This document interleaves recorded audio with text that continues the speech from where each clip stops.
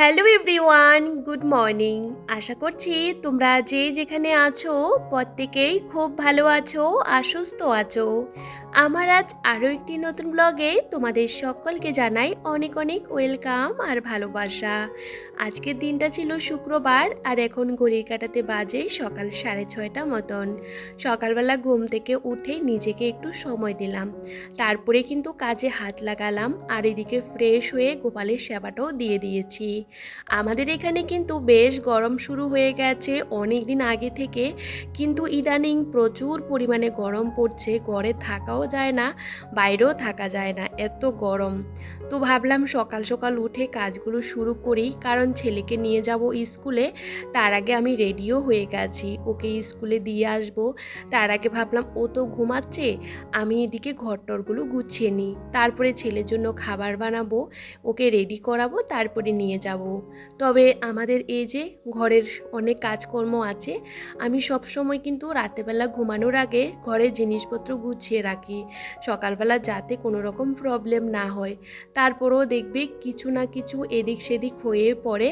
তো আমার ছোট্ট ঘরগুলোকে আমি কিন্তু সবসময় গুছিয়ে রাখতে ভীষণ পছন্দ করি। আমি জানো তো খাবার খেতে ভুলে যাই এই যে কাজকর্মগুলোর মধ্যে থাকতে থাকতে, কারণ কাজ গুছিয়ে করতে আমি বড্ড ভালোবাসি। ঘরের ভিতরে জিনিসপত্র থাকলে সেগুলোকে গুছিয়ে রাখতে হয় আর সেগুলোকে একটু পরিষ্কারও রাখতে হয়।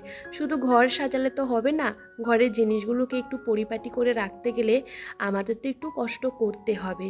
তবে এই গরমে আমরা যদি স্মার্টলি কাজকর্মগুলো করতে পারি বেশ ভালো লাগে, জানো তো। একদমই সকালবেলা ঘুম থেকে উঠে পড়লে নিজের মতন করে কাজগুলো করাও যায়, হাতেও অনেকটা সময় পাওয়া যায়। আর এখন কিন্তু দিনটা অনেকটা বড়, তবে ওই যে গরমের জন্য আমরা কাজগুলো কিন্তু সকাল সকাল শুরু করলে আর জানো তো তাড়াতাড়ি শেষও করে নিতে পারি। আর সারাটা দিন কাজ করতে কারোরই ভালো লাগে না, আমার কাছে যেটা মনে হয়, কারণ জানো তো নিজেকেও একটু সময় দেওয়ার দরকার। তো ছেলে ঘুমাচ্ছিল আর এদিকে আমি কিন্তু ঘরটাকে গুছিয়ে নিচ্ছিলাম। আর গুছিয়ে রাখলে না সমস্ত জিনিসগুলো আমার বেশ ভালো লাগে, মনে হয় যে না কাজকর্ম করা আমার হয়েছে। আমি যতই কাজকর্ম করি না কেন, বাইরে অনেক কাজকর্ম আমাকে করতে হয়, বাজারঘাট সবই করি, কিন্তু ঘর দুয়ারগুলো যখন অগোছালো থাকে তখন আমার ভালো লাগে না। তো সেই কাজগুলো আমি কিন্তু আগেই করে নেওয়ার চেষ্টা করি। তো দেখো প্রত্যেকটা জিনিস একটু আলতো হাতে মুছে নিচ্ছিলাম, কারণ মুছতে আমাদের হবে, কারণ এখন যেহেতু গরমকাল, সাথে কিন্তু জানালাগুলো একদমই খোলা থাকে, সাথে ওই যে হাওয়ার সাথে কিন্তু প্রচুর ধুলো আসে। শীতকালেও কিন্তু প্রচুর ধুলো হয়, কিন্তু শীতকালে জানালাগুলো বন্ধই থাকে। আর গরমকালে তো এই যে জানালাগুলো সকাল থেকে একদমই রাত্রির পর্যন্ত খোলা থাকে, শুধু ঘুমানোর আগে অল্প একটু বন্ধ করে দিই, কারণ একটু হাওয়া বাতাস ঘরের ভিতরে ঢোকার দরকার, না হলে তো ঘরের অবস্থা ভীষণ খারাপ হয়ে যাবে। ওই ঘরটা আমি গুছিয়ে টুচিয়ে পরিষ্কার পরিচ্ছন্ন করে ছেলেকে খাইয়ে দাইয়ে স্কুলে দিয়ে আসলাম। তারপরে এসে এই যে এখন আলমারিটা গোছাতে হবে। কালকে আমি কিন্তু ওই ঘরগুলো গুছিয়েছি, আলমারি টালমারি সমস্ত কিছু গোছানো হয়েছিল, যেহেতু বরের জামা প্যান্ট এখানে ছিল, সমস্তটা ওই যে নিতে গিয়ে সমস্ত জামা কাপড় উলট পালট হয়ে গেছে, বিছানা চাদরও বের করেছি। তো আমার হাজব্যান্ডের অনেক কিছু ছিল, সেগুলো ওই ঘরে আমি শিফট করে দিয়েছি আর কি। তো এই যে আমার জামা কাপড়গুলো বের করেছি, তো ভাবলাম এর ঘরে আমার জামা কাপড় রাখবো। আর সেগুলো দেখো এতটা অগোছালো হয়ে আছে, একদমই ভালো লাগছে না। ভাবলাম না এগুলো এখন গুছিয়ে নিই। তো দেখো স্কুল থেকে এসে কিন্তু বসে পড়েছি, আর এই জামা কাপড়গুলো গোছাতে না আমার অনেকটাই সময় লেগে গেছে। সত্যি কথা বলতে জামা কাপড় গোছাতে গেলে না অনেকটা সময়ের দরকার হয়, সে কারণে আমি বেশিরভাগ সময় কিন্তু রাতেবেলা আলমারি গোছাই। তবে একদম ভালো লাগছিল না, এতটা অগোছালো হয়ে আছে, ভিতর থেকে না একদম কেমন একটা লাগছিল। তো দেখো আমি সমস্ত আলমারিটা একদম খুব সুন্দর করে গুছিয়ে নিয়েছি, আর এখানে শুধু আমার জামা কাপড়, অন্য কিন্তু কারো জামা কাপড় নেই। তো যাই হোক এখন কিন্তু আলমারিটা আমার অনেকটা ফাঁকা হয়ে গেছে, যেহেতু সবারগুলো আলাদা আলাদা রেখেছি সে কারণে। আর এখান থেকে কিছু ছেলের আর ওর বাবার ওই যে কয়েকটা গেঞ্জি প্যান্ট বেরিয়েছে, সেগুলো ওদের আলমারিতে আমি ঢুকিয়ে রাখবো। আর এদিকে জামা কাপড় গোছাতে গোছাতে আমার অনেকটা সময় লেগে গেছে। তারপরে এই যে এখন বিছানাটা ভালো করে গুছিয়ে নেব। আর জানো তো সকাল সকাল বাইরের কাজগুলো করে নিলে বেশ ভালো লাগে, ঘরের কাজগুলো একটু দেরি করে করলেও না অনেকটাই ভালো, কারণ বাইরের কাজগুলো এই গরমের মধ্যে করতে অনেকটাই অসুবিধা হয়। যাই হোক, এখন বিছানাটা টান টান করে গুছিয়ে রাখছি। বিছানাটা গোছানো না থাকলে একদমই ভালো লাগে না। প্রত্যেকটা কাজ সবসময় গুছিয়ে করার চেষ্টা করি, যাতে বারবার করে কোনো কাজ না করতে হয়। দেখবে যে কোনো কাজ আমরা বারবার করে করলে না অনেকটাই অসুবিধা হয়। তবে আমার ওই ঘরটা কিন্তু আমাকে বারবার গোছাতে হয়, যেহেতু ছেলে ওই ঘরে বেশিরভাগ সময়টা কাটায়, সে কারণে। কারণ দেখবে বাচ্চাদেরকে একটা ঘর কিন্তু দিতেই হয় ওদের খেলার জন্য। বাচ্চা থাকলে আমাদের করতে হয়, তবে সমস্ত ঘরগুলো যদি এলোমেলো করে রাখে তাহলে কেউ একজন আসলে না বসতে দিতেও অসুবিধা হয়ে পড়ে। সে কারণে আমি যে কোনো সময় কিন্তু ওকে একটা ঘরেই দিই, যে তুই একটা ঘর অগোছালো কর। কিন্তু সবগুলো ঘর যদি অগোছালো করে রাখে তখন গোছাতেও অনেকটা কষ্ট হয়। তবে সবসময় চেষ্টা করি স্মার্টলি বাচ্চাকে নিয়ে কাজ করার। আমরা যতটা স্মার্টলি কাজ করব ততটা কাজ কিন্তু তাড়াতাড়ি এগিয়েও যাবে।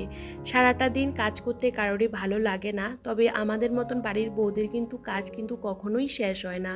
তবে চেষ্টা করি কাজের পরিমাণটা একটু কমিয়ে নিতে, কারণ জানো তো সংসারের জন্য আমরা প্রচুর খাটাখাটনি করি। এক এক সময় ভাবি যে আর কোনো কাজকর্ম করব না, ওই যে রান্নাবান্না করব, খাওয়া দাওয়া করব, এটুকু। তবে ওই যে গোছাতে গোছাতে একটা অভ্যাসে পরিণত হয়ে গেছে, না গোছালে ভালো লাগে না। যাদের এই কাজগুলো একবার নেশা হয়ে গেছে তাদের কিন্তু এই কাজগুলো কখনোই ছাড়ানো যায় না। আর এই কাজগুলো কিন্তু আপনা আপনি তৈরি হয় না, অনেক দিনের সুঅভ্যাস কিন্তু এগুলো কিন্তু তৈরি হয়। যাই হোক, কাজের প্রতি নেশা থাকলে কিন্তু দেখবে আস্তে আস্তে আমাদের অনেক কাজই কিন্তু করতে হয়। তো এই যে দুটো ঘর এখন ভালো করে ঝাড় দিয়ে নিচ্ছিলাম। আর সকালবেলা ছেলের জন্য টিফিন বানিয়েছিলাম, তো সেই টিফিনের বাটি টাটিগুলো ধুলাম। আর রান্নাঘরটাকেও এখন একটু ভালো করে ঝাড়টা দিয়ে এই যে সমস্ত কিছু বাইরে জড়ো করে ফেলে দেব। সকালে যেহেতু বাইরের জায়গাটা আমি ঝাড় দিয়েছি, তবে আমি না সব সময় কিন্তু ঘর পরিষ্কার করার পর সামনের জায়গাটা একটু ঝাড় দিয়ে নিই, না হলে আমার ভালো লাগে না, কেমন একটা লাগে। আর দেখবে ঘরের ভিতরটা যেরকম গুছিয়ে রাখি সেরকম বাইরেরটা একটু পরিষ্কার পরিচ্ছন্ন থাকলে বেশ ভালো লাগে। আমার বাড়িটা যেরকমই হোক না কেন, আমি সবসময় চেষ্টা করি প্রত্যেকটা জায়গা একদম গুছিয়ে এবং পরিষ্কার করে রাখতে। বাইরে দেখতে পাচ্ছ ভীষণ পরিমাণে রোদ্দুর, মানে রোদ্দুরের জন্য বাইরে এক ফোঁটাও হাঁটা চলা কিছুই করা যাচ্ছে না। আমাদের বাড়িতে তো সকাল সকাল রোদ চলে আসে, কি আর বলবো। তো এই যে সামনের জায়গাটা একটু ভালো করে ঝাড় দিয়ে নিচ্ছি, কেমন না মাটি উঠায় আর কি কেঁচুয়ে। তো যেহেতু এখন রোদ থাকে তো সেহেতু সেরকম উঠাই না, আমি গোবর দিয়ে লেপে দিয়েছিলাম, সে কারণে আরও বেশি পরিমাণে হয়। তো ভাবলাম চলো সামনের জায়গাটা একবার ভালো করে ঝাড় দিয়ে নিই। আর এই মুহূর্তে বেশ খানিকটা সময় কিন্তু চলে গেছে, এদিকে ঘর দুয়ার আমি কিন্তু মুছে চান করে চলে এসেছি। আর এখন কিন্তু মাথাটাও আঁচড়ে নেব, আর আমার ঠাকুর পুজো দেওয়া কিন্তু কমপ্লিট হয়ে গেছে। এই গরমের মধ্যে জানো তো মাথা আঁচড়াতে তারপরে একটু সিঁদুর পরতে কিছুই ভালো লাগে না। আমার আরও গুরু সিঁদুর জানো তো, এ যে দিলে না একটু পর পর এগুলো কিন্তু চলে যায়, কপালে টিপও দিতে পারি না জানো তো, সবটা গলে গলে পড়ে যায়। তো আমি অনলাইন থেকে অর্ডার করেছিলাম, তো সেগুলো আসলে না সেগুলোই ব্যবহার করতে হবে, লিকুইড সিঁদুর আর কি। তো আমি যেহেতু আগে পুজোটা করে নিয়েছি, আর এদিকে কিন্তু আমাদের বাড়ির সামনে ভ্যানালা এসেছে অনেক জিনিসপত্র নিয়ে। জানো তো দিন দিন জিনিসপত্রের দাম এত পরিমাণে বেড়ে যাচ্ছে, কি আর বলবো বন্ধুরা, দুটো টপ নিয়েছে 70 টাকা, বুঝতেই পারো এখন জিনিসের কি পরিমাণে দাম। তার মধ্যে এগুলো প্লাস্টিকের, একদমই পাতলা, কিন্তু দরকার সেজন্য নিয়ে নিলাম। আসলে 1-2 টাকা ঠিক আছে, কিন্তু এক একটা জিনিসের 10 টাকা 15 টাকা করে বাড়িয়ে নিয়েছে। তবে কিচ্ছু করার নেই, প্রয়োজন হলেই নিতেই হয়। এইদিকে রান্নাবান্নার সেরকম চাপ নেই, রান্না করেছি ডাল আর টমেটোর চাটনি করছি। কালকে অল্প অল্প করে কিছু তরকারি রয়ে গেছে, সেগুলো আমি কিন্তু গরম করে নিয়েছি। আর এদিকে রান্নাবান্না শেষ করে যাব ছেলেকে আনতে, তারপরে কিন্তু আমি বাসন কুসনগুলো মাজবো। আর এদিকে আমার রান্নাবান্না কিন্তু হয়ে গেছে 10টার মধ্যে। টিনের রান্না করে না বেশিক্ষণ থাকা যায় না জানো তো, ভীষণ পরিমাণে গরমে মানে একদমই কষ্ট হয়ে যায়। তারপরেও কিন্তু কিচ্ছু করার নেই, খেতে হবে, রান্না করতে হবে। যখন এই ঘরের মধ্যে ঢুকি না মনে হয় যে আগুনের ভিতরে ঢুকে পড়েছি, এত গরম। আমি জানতাম না এই যে টিনের ঘরে এত গরম হয়, তবে কিচ্ছু করার নেই, রান্না করতে হবে, খেতে হবে, সব কাজ করতেই হবে। তো এইদিকে দেখো আমি কিন্তু ছেলেকে নিয়ে বাড়ি আসলাম, এসে কিন্তু ছেলেকে চান করিয়ে দিয়েছি আর ওর জামা কাপড়গুলো একটু বাইরে রোদ্দুরে দিয়েছি, যেহেতু ভীষণ গরম ঘেমে যায়। তো আমিও একটু বসলাম, তারপরে আসলাম বাসন কোসনগুলো মাজতে। সমস্ত বাসনগুলো জড়ো করে রেখে দিয়েছিলাম, তো ভাবলাম চলো এখন মেজে নিই। এই গরমের ভিতরে বাইরে রোদ্দুরে বাসন মাজতে হয় আমাকে, তবে কিছু করার নেই, মাজতে হবে। অনেক সময় আমাদের বাড়ির বউদের অনেক কষ্টই সহ্য করতে হয়। বৃষ্টির দিনে বৃষ্টিতে ভিজে ভিজে বাসন মাজো, আর রোদ্দুরের দিনে রোদ্দুরের মধ্যে বাসন মাজো। এভাবে কিন্তু অনেককেই কাজগুলো করতে হয়। আমার মতন অনেক বাড়ির বউ আছে যারা এরকম কষ্ট করে কাজকর্ম করে। তো যাই হোক, এদিকে বাসন কোসনগুলো মাজা হয়ে গেছে, তো ছেলেকে না খাওয়াবো। তো তার আগে ভাবলাম, যেহেতু আমার অনেক আগে কাজকর্ম হয়ে গেছে আর ভীষণ গরম লাগছিল জানো তো, একটা জিনিস মাখা করব, জামরুল মাখা করব। পাশের বাড়ি থেকে ওরা দিয়েছিল, বলেছে খেতে ইচ্ছে হলে নিয়ে যেতে। কিন্তু জামরুলগুলোও ভালো নেই, ভিতরে পোকা পোকা হয়ে গেছে, সেহেতু বেশি আর নিয়ে আসেনি। অল্প করে ছেলেকে যখন স্কুল থেকে নিয়ে আসতাম তখনই অল্প করে নিয়ে এসেছি। আর এই যে গাছগুলো এতটা পরিমাণে নেতিয়ে যাচ্ছে কি আর বলবো, তো গাছের মধ্যে একটু জল দিয়ে দিয়েছি। গরমের মধ্যে দেখবে জলটাই খেতে ভালো লাগে, আর অন্য কোনো কিছু খেতে ভালোও লাগে না। এখন বাজে প্রায় 11:45 মতন, তো ভাবলাম ছেলেকে আরও পরে খাওয়াবো, তার আগে একটু জামরুল মাখা করি।